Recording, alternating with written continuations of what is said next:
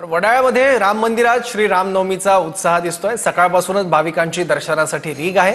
प्रभू श्रीरामाच्या जयघोषाने अवघा परिसर दुमदुमलाय।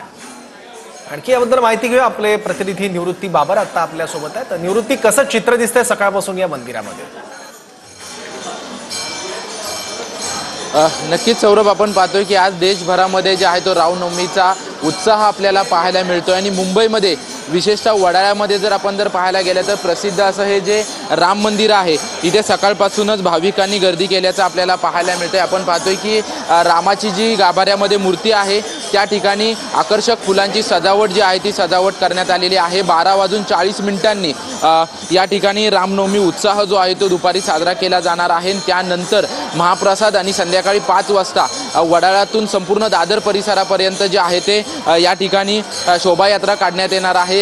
रथयात्रा जी आहे ती या ठिकाणी काढण्यात येईल। आपण पाहतोय की सकाळपासूनच एक भाविक भक्त जे आहेत ते या ठिकाणी दर्शनासाठी पोहोचल्याचं आपल्याला पाहायला मिळतंय। खरं तर हे राम मंदिर जे आहे ते मुंबईतील प्रसिद्ध असं राम मंदिर आहे।